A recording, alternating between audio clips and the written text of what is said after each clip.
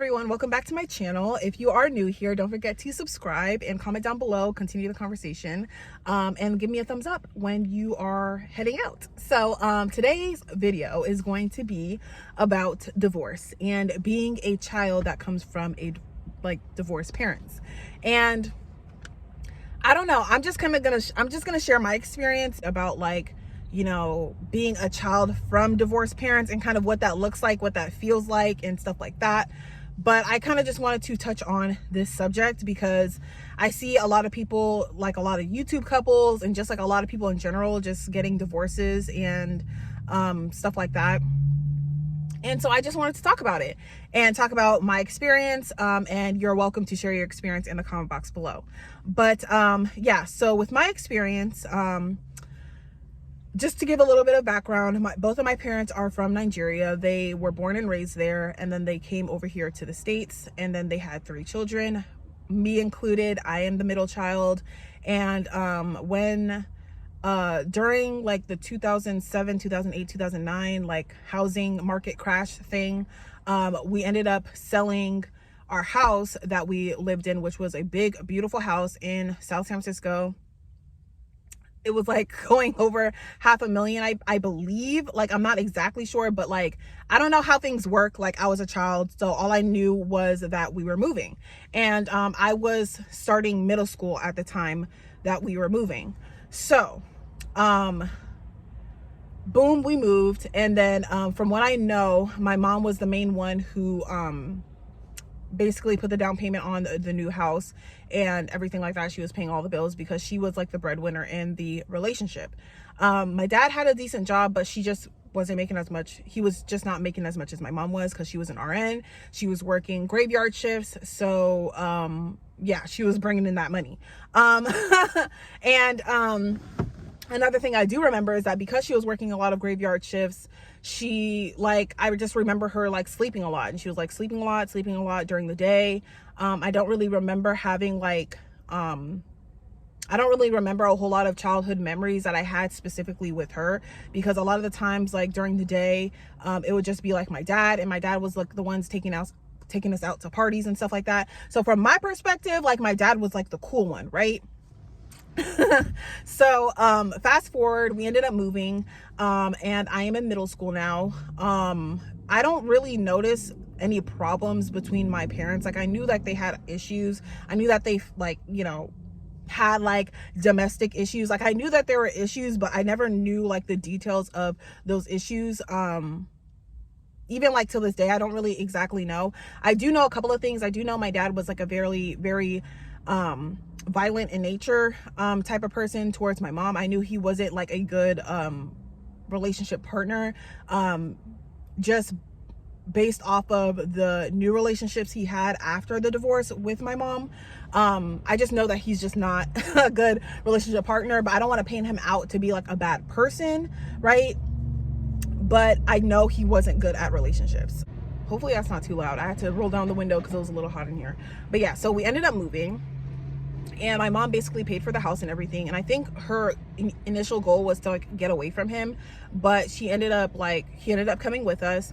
And I started middle school at that time, and I didn't really see any big problems. But what I did notice is that my dad was more violent in nature. He was more violent towards us, because in an African household, if you're African, in an African household, if you didn't clean your room, or if you weren't getting good grades or stuff like that, he wouldn't take those things lightly. He'd be very short-tempered at that time, which I didn't really know. I didn't really understand exactly what was going on, but I just tried to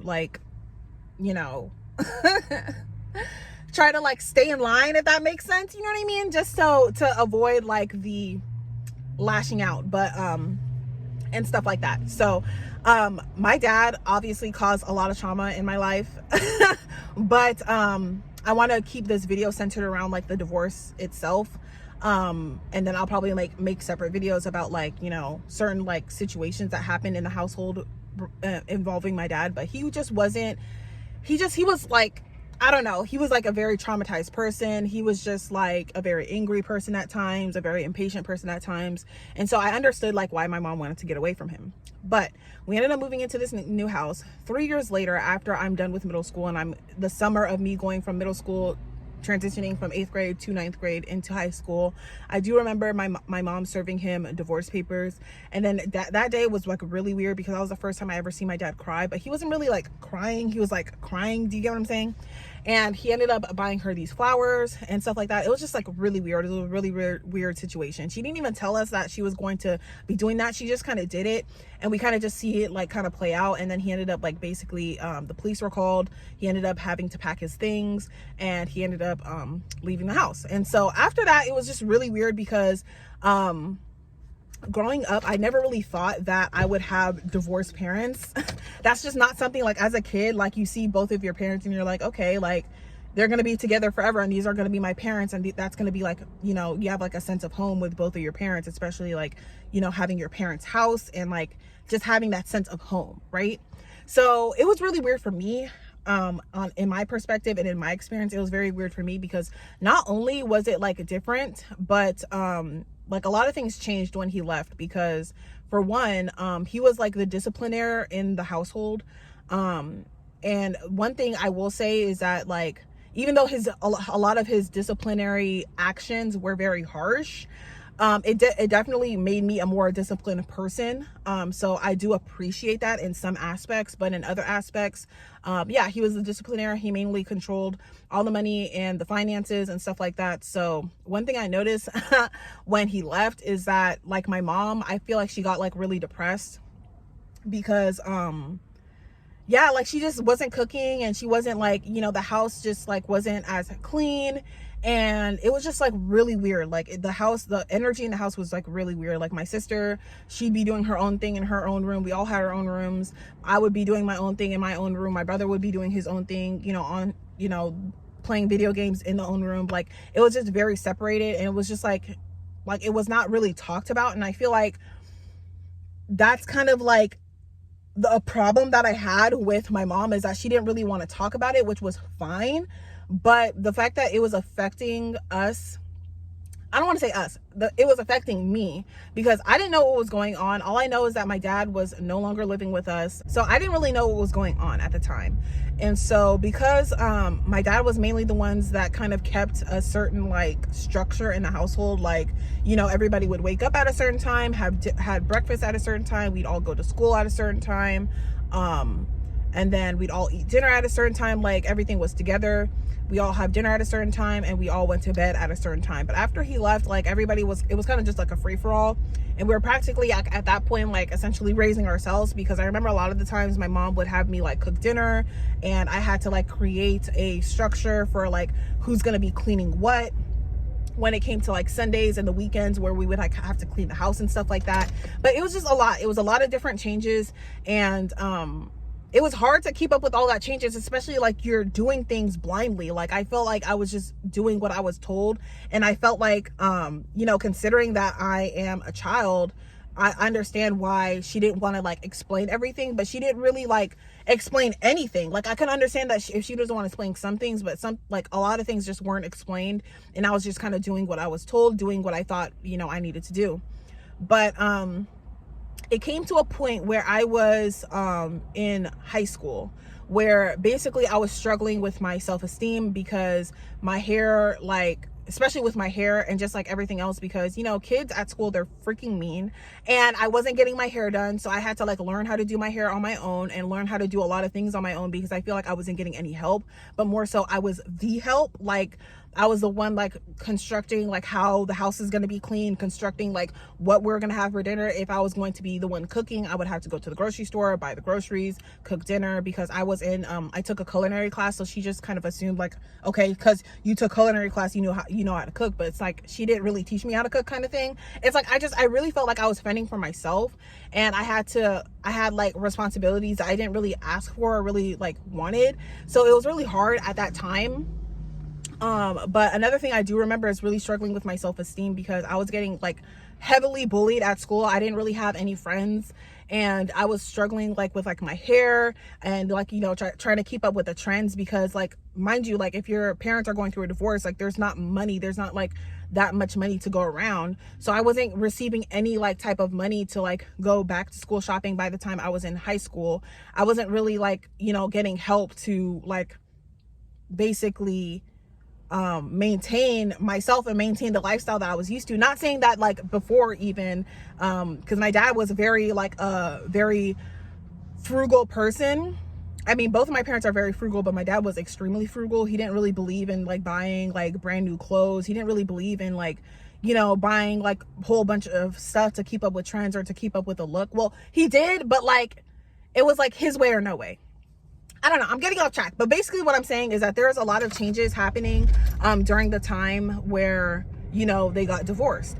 And basically I was not told what was going on. I was not like made aware of what exactly was going on. I just remembered like my dad would come every once in a while to meet up with us and my siblings, and we would go to McDonald's and sit down at McDonald's, and he'll buy us McDonald's and we'll just sit there. We wouldn't even talk about anything. We would just kind of basically sit there hella awkwardly, and he would take pictures and then he would leave.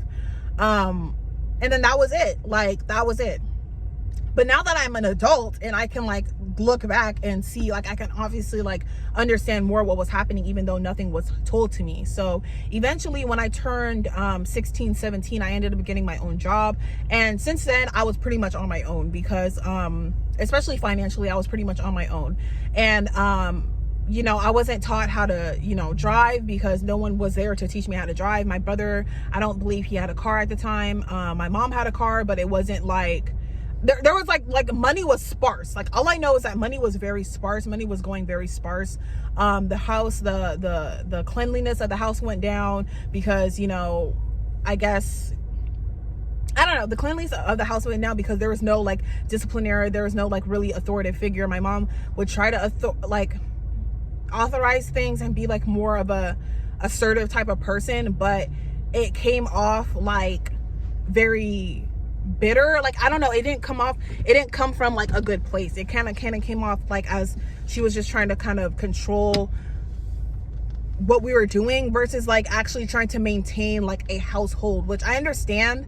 Like it's hard to do that as a single parent now that she has become a single parent, and my dad obviously didn't have the resources to like create a new home style where he can like take care of us like half of the time. So I get that, but like at the same time, it's like since I turned 17, like I felt like I was just like basically fending for myself. I had to figure out what I was gonna eat for dinner.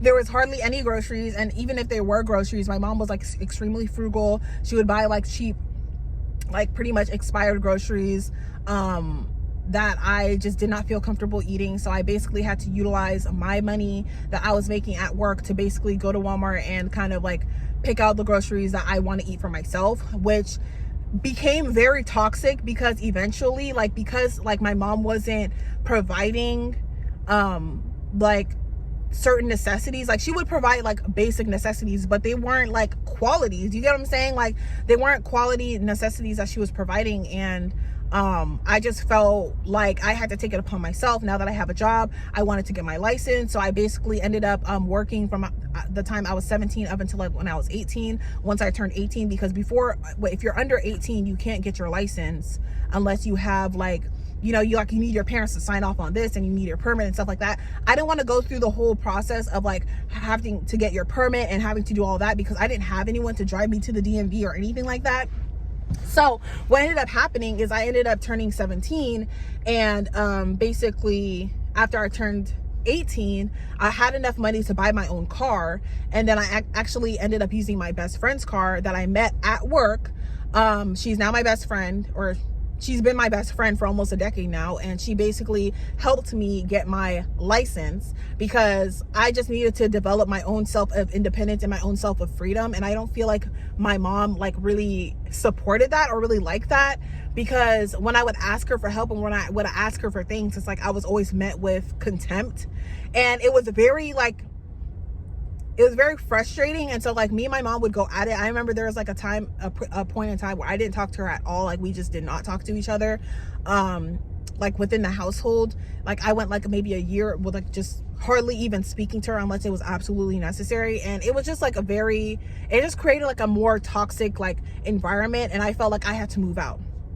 So eventually I got my car. I paid my car in cash. So this was either in 2017 or 2018 where I bought my car in cash. I remember it was a 2011 Kia Forte. I bought it in cash. I saved up $8,000 and I bought my own car in cash.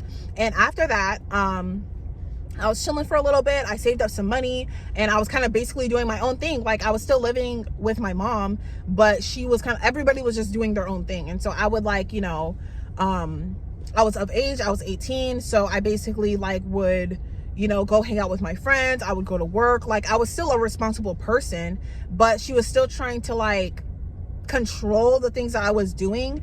And at that point, it just got so toxic. I was in mind you, like, after I graduated high school, I enrolled in college, full-time student in college, full-time working, right? And basically I had asked her if she could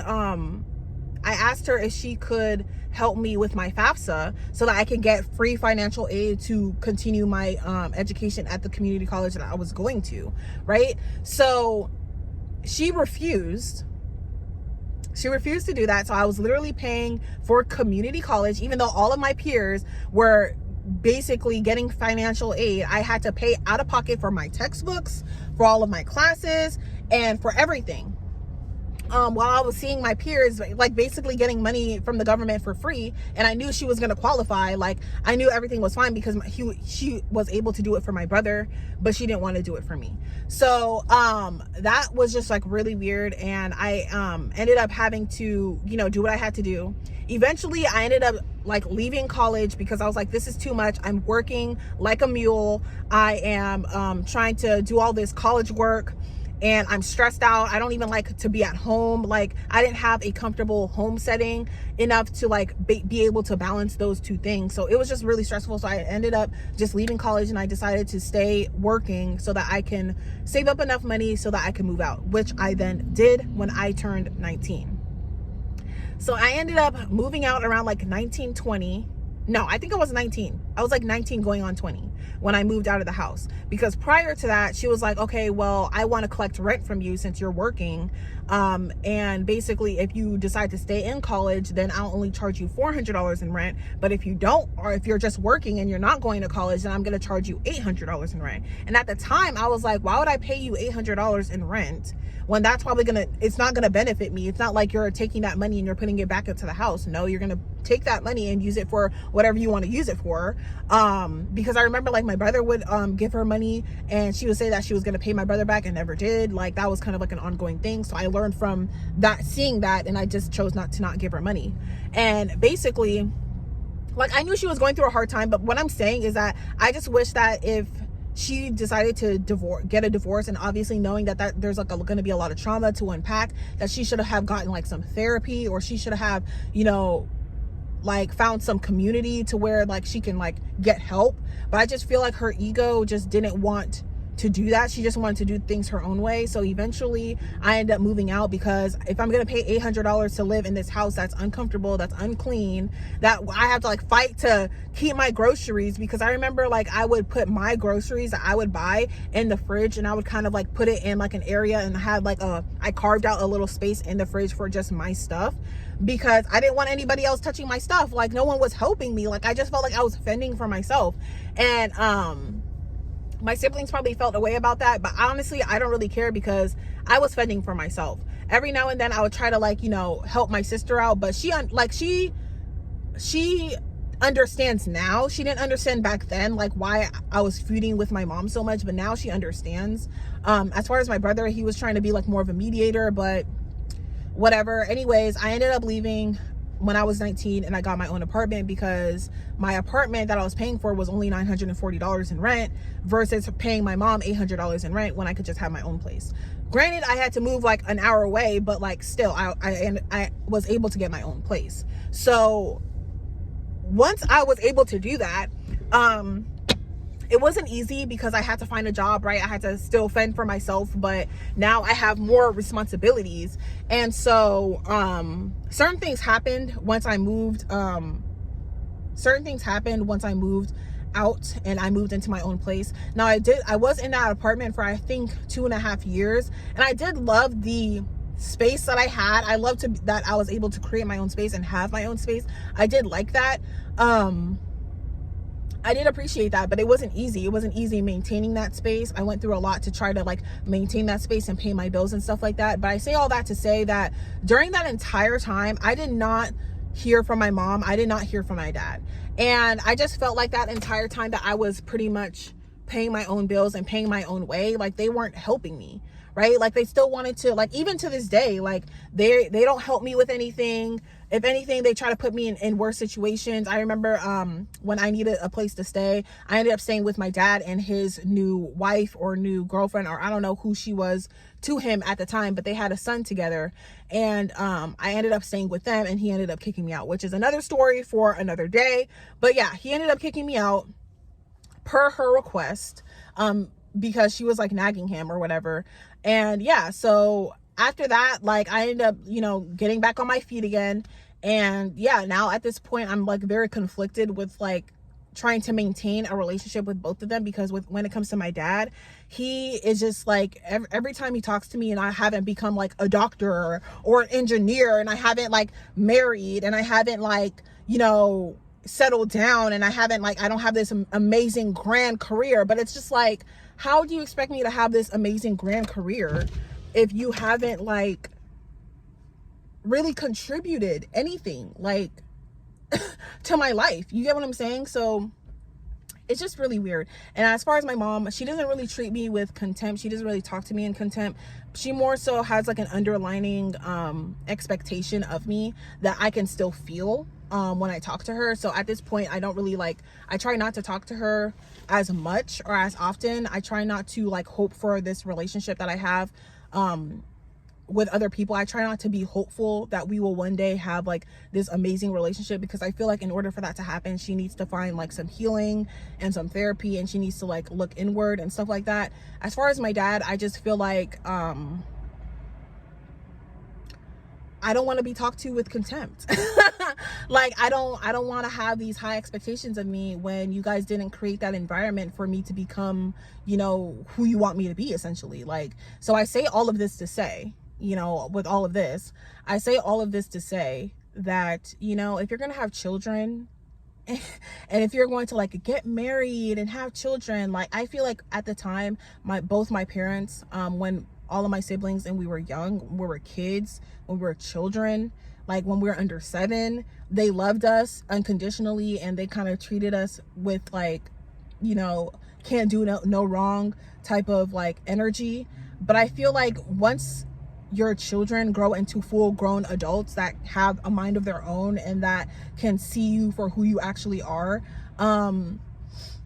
you get what I'm saying? Like your children aren't going to be like children, babies forever. Like eventually they're going to like develop their own perspective. Do you get what I'm saying? So yeah, like getting married and having children isn't just for sport. Because at the end of the day, you know, this is the product of it. Like I'm still trying to find a foundation. Like I have other friends and people that I know that have just been able to just move back in with their parents, and you know, oh, the economy is hard and rent is high, let me just move back in with my parents. But I don't have that luxury. I don't have that luxury to be able to do that. And I'm sure there's other people that can relate that don't have that luxury to be able to just move back in with their parents, because their parents are divorced, and you know, they're divorced and essentially bitter. You know, even to this day, my dad is still bitter about it, and I can't have a relationship with him without him like utilizing me to get information on my mom. I can't have a relationship with my mom without her, you know, trauma and her emotional damage that my dad has caused to like create a boundary between me and her having this close-knit relationship, you know, simply because she doesn't want to talk about the things that she went through in her divorce, when at the end of the day, like even if she doesn't talk about it, eventually, like if you don't talk about the things that you went through as a child, as an adult, as a person to your children, then they're just going to end up repeating the same things, you know, because they don't know any better, when they could have just learned from you to avoid certain like traumas in their life. They could have just learned from you and learned from your mistake. But since you're too like whatever to want to talk about it, it's just like you're just kind of passing it on, and that's generational trauma, you know what I mean? Yeah. So I mean, I see this like pattern with especially with like African kids and stuff like that, how like African parents can be very toxic, and whether that's individualistically or like, you know, as a pair, they can be very toxic. But I feel like in my case it's more individual. I'm not sure what happened in their childhood. They don't talk about it. They don't, you know what I mean? But based off of the things that I went through, I can only imagine, you know, what they've went through, type of thing. So yeah, having, you know, getting married and having children isn't just something that you should just, oh, let's just do this because that's what people do. Like, you have to think about it. Like, you're actually like having a child, like a whole child, a whole ass person that did not ask to be here, just to have like just to add as an accessory to your lifestyle that you want to create, like to your, you know, to your like world that you want to create, not knowing that they're gonna grow up to be their own adult and have their own world. So it's like the least you can do is to make sure that they have a stable foundation. Like, I don't know, like have like a certain like savings, a college savings, just something for that child. Like, if you're gonna go about it, like, this is not even just about you, because this is real. Like, people like literally divorce and then they just leave their child to fend for themselves. Like, that's crazy to me. But yeah, that's pretty much that. Let me know what y'all think. Have y'all gone through the same thing? Do you know somebody who's gone through the same thing? Honestly, I don't, now that I've like sat down, like I've been in isolation for a long time, I sat down and I really thought about it. I love the person that I am now. I'm a very like empathic, compassionate type of person. I like to help people and stuff like that. So I wouldn't really trade you know, what has happened, because it has made me the person that I am today. But I would not wish it on anybody, because it is hard out here, especially in this economy that we are living in now today. It is hard out here, and like, it's not healthy to have to like fend for yourself at such a young age, you know what I mean? And the fact that people are just like out here popping babies out like it's just a sport, it's disgusting to me. Like, you guys are not even like, you just want to have a baby just so that you have a baby, not trying to be like, okay, is this the right environment to have a child right now? Is this a healthy environment to have a child? Like, I feel like therapy should be like essential for people who are looking to have kids. Like what are we actually doing? You get what I'm saying? And the audacity for some parents to basically just have kids as an insurance policy, that, oh, like, I'm gonna have kids and I'm gonna push them to be this, without actually like giving them any actual resources to become something great, so that when I retire or when I get old, they can just take care of me. It's like, no, that's not how it works. That's not how it works. Because if you just want to have a baby just for having a baby, like, you're gonna get a baby. Like, you're not going to get, you need to be more intentional. Like, you have to be more intentional with what you're actually asking for if you just want to have married and have a baby.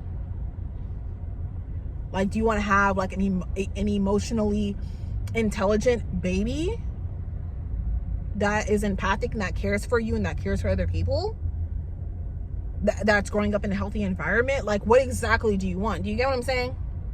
Anyways, yeah. You know, being a child from divorced parents, especially parents who like aren't really helping you financially or supporting you emotionally or supporting you mentally or supporting you physically, like literally nothing. That's crazy to me. It's crazy to me. And that's why I'm very careful about like that type of thing, because I would hate to bring people in that, to bring human beings into that type of environment. That's just me. But yeah, I hope, you know, this video helps somebody. It's hard out here, but, you know, stay strong. I'm gonna utilize this video in the comment section as like a Discord so we can discuss and talk about, you know, that whole like situation. So yeah, I'm gonna end it here. Like I said, if you are new, don't forget to subscribe and thumbs up the video and leave a comment down below if you can relate, and I will see y'all in my next video.